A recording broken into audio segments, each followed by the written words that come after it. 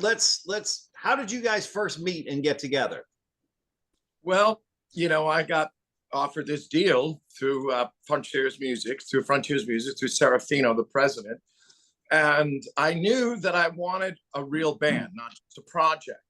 And in my mind, I also decided I wanted a guitarist that was very Jimmy Page, Eddie Van Halen, Joe Perry all rolled into one, obviously, and then himself too, who had a great personality and great stage presence and the whole thing. And that's how I met Jimmy. Through a friend, it was a birthday jam down in Venice Beach. And I came down and, he invited me to come down and sing, and Jimmy was playing, and, there we go. We met, and we got on really well. And I kept him in mind. That was before I had everything completely ironed down and everything. The record was, completed. And then I was like, hey, I got this. Would you be into doing it? And, he heard the songs, our chemistry, we got on really well. And the rest is history, as they say. Right. Yeah. So back when I was out in LA too, and we were all on the Sunset Strip in the late 80s and early 90s and all that stuff. Sure. Fans would get together because, maybe there was two friends, but then they needed somebody who looked the part, right? Right. That was kind of the thing. How has that changed to now? You know what? I don't want to fight. Let's find somebody that we get along with. Well, absolutely. Personalities was important, the chemistry, and also nobody who had any issues. I don't need any of that. I've been to this game too long and kind of want to deal with that. But, still had the image too, I'm not fat and bald. I'm like, I don't want a guy that's fat and bald either, not that I'm not putting anything down, but I'm just saying. So, and I was very fortunate in finding Jimmy, who had all of it. He had all the ingredients that I was looking for. Right. And, and so there we go. And now we're writing together for this new record, which is great. Mm-hmm. I knew, because after we played so much, after about 3 years now, on and off, except when we were stopped during the pandemic, I knew it would work. And sure enough, we're writing together now also. So it's great. That's awesome. Yeah. Mm-hmm. Yeah. So what's the see, it's weird now, because it used to be you'd go out on tour and you'd be on a bus and right. So now it's like one-off shows there. So what are the conversations like when you're not talking music, at a gig or, before a gig or whatever? What kind of, where do you guys go with conversations? You want to answer that, Jimmy? Go ahead. I know one thing that comes to mind with me is food. That's a common, cheeseburgers. Yeah, right. Like in different towns, you're on what's the good cheeseburger or ice cream or snacks, stuff like that. Or we will talk about the clubs we're playing and the different crowds that we get to see. Stuff like that. That's what I think of, Right. Jimmy's like a 10-year-old kid. He's like, I need a burger and I need ice cream. Milkshake. Yeah. Right. Yeah, man. I'm with you, Jimmy. I am with you. Oh, good to hear. Good to hear. Right? Yeah, right. We get older, that's about all we have, right? What are you gonna do? Right. It's always jokes too, sense of humor. And that to me is really important, and we're always cracking jokes and, busting each other's chops, in a good way, in a loving, friendly way. So, yeah. So, there you go. I will give you this little story that the other day I played in a golf tournament, and about 14 holes into it, I was totally out of it. I was playing like crap.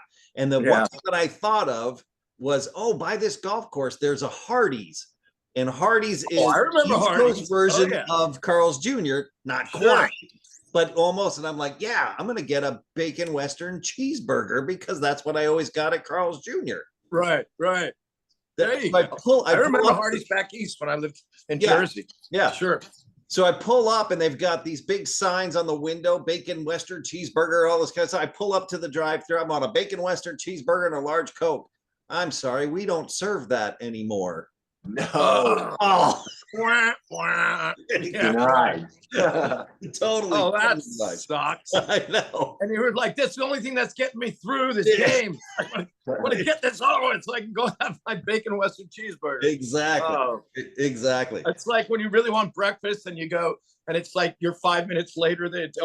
Breakfast ended at 11. It's 11:05. Please. Yeah. I know really the eggs are still there. Right, exactly. I want some eggs and bacon, please. Come on. Right. Come I on. guarantee there's probably still some left in the back there. It's Right. 5 minutes after. Right. Totally. All right. So don't stand in my sunshine. Right. New song. Your Zeppelin roots are showing, boys. Yeah. Yeah. Yeah. Definitely. Such a cool tune, though. So Thank you. Zeppelin is I'm there, glad but you it's enjoy it. Thank you, Jack. it's still new sounding. It's a really great song. So how did that one come about? Well, that was actually the producer, co-writer Roy Z, and I put that together. And funny, oddly enough, we were watching a movie, and it was called with George Clooney. It's called Brother, Where Art Thou? You ever seen it? Oh yeah. Great movie, right? Takes place during the Depression era, and they escape from a chain gang, or he does, George Clooney, and they're running from the police. And that's when radio first started, if you remember that. And they were talking about you could sing into this tin can and make money, right? They're talking about a money. And $10, which was probably worth about $1,000 then, right? And so we're watching that, and then they had that one song because they call themselves the Soggy Bottom Boys. And we were like watching that, and we're listening to it. And it was a really cool thing. And then we went, wow, what if we wrote something like that? And then made it more, modernized it, obviously. And then the upbeat part, the bridge, I got obvious from When the Levee Breaks. I got that idea from that. But that's how it came about, really. That's how the song all came about. Nice. Yeah. And like you said, Jack, that you can hear the roots. You know it. It's a familiar vibe, but we're doing it with it. That's what's in us. That's the blood that runs through us. So we play that style. It's not like, we're trying to sound dated or something. It's what we do, what we love. Exactly right. And I mean, and then like Z and I were like, well, we could modernize it a bit. And I think that's, with at the same time keeping, like Jimmy said, its actual roots of the idea. It's blues, everything came from the blues, Yeah. I think the best compliment that I can pay it is when I first heard it, I felt like, I feel like I should already know the words to this song. Right. It's new. That's great. But that's very cool. It's like right in the pocket there. It's perfect. Yeah, that's it. Familiar yet new. Yeah, exactly. Like you've heard it before. Exactly. Right. So what's next on the Westbound agenda? Well, right now we're writing the second record. Sophomore record, which probably won't be out till sometime next year, but we're going to continue to release a couple of more singles until then. The video first is for, Don't Stand in My Sunshine, will probably be out by the end of next month, somewhere around there, 4 to 6 weeks. They're still editing it. And then there'll be another single, and then probably one more before the entire second record is released. And we start shows again on the East Coast, maybe Florida too. I'll let you know. All right. We start in October with that. So we're balancing it out, but we're looking to be very busy. Yeah, and back out there again. After the lockdown, we weren't able to do anything for 18 months. Right. So we started again last year, and and it's building up momentum. We got a new deal, a new label. So legendary artists based out of Nashville. That's why we just shot the video in Nashville. So that was cool. That was a lot of fun. Yeah. That's cool. What was the premise of the video? Well, like I said, it has that bluesy feel to it. There is a concept which I don't want to give away, but we did it in Nashville on an 8-acre estate that had a barn, that had a waterfall, that had a man-made lake. It was beautiful. It was hot, but it was beautiful. So it was the perfect setting for that song that has that bluesy, dare I even a bit of country feel to it. Right. So something. So it'll be, like I said, that'll be the first thing, probably 4 to 6 weeks, something like that. Awesome. Yeah. Yeah. Awesome. That's great. So I always like to ask one question that has a number in it. So I'm going to give it for both of you here. Okay. Attendance wise, what's the biggest show you've played? Jimmy, you want to answer that first? For me, would be On the Road. It was about 10,000. It was an outdoor festival. Traveling with Rob Tyner many years ago. Nice. Ohio. Okay. Chaz, what do you got? Well, big. mine would be You got big. South America, Sao Paulo, Brazil, or Rio de Janeiro, 100,000 people. Whoa. When I was with the Jason Bonham band. Right. We were the opening band, you know, and then it was Dio. That's how he became my mentor. You know, Ronnie, I live like half a mile from where I used to live. Right. And Bruce Dickinson band and Scorpions. And oddly enough, producer, co-writer Roy Z, that's how I met him. He was playing with Bruce Dickinson. And we were the kids. We were the young guys, you know, so we wanted to go out and party afterwards, you know. Sure. So we were on a high, you know, and we'd get up and jam with different bands that were playing, you know, like cover bands or original even sometimes. And that's how we got to know each other and, you know, realized maybe we should work together, you know, do something, which was, you know, the first foray with working with him was with Tribe of Gypsies, that a band that he had.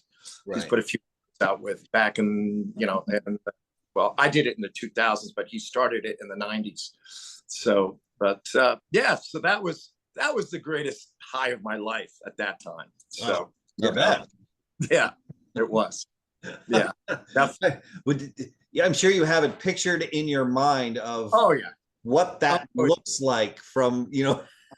Oh, out at yeah, that. I just remember, I think you were the opening band, Dutch, you know, remember? And I think we started with Immigrant Song, and I grabbed the mic stand and I went like this over my head, and it felt like a gladiator, you know, because I saw 100,000 fists going like this, Right. you know, and yes, this is it, you know. So it Nothing like that feeling.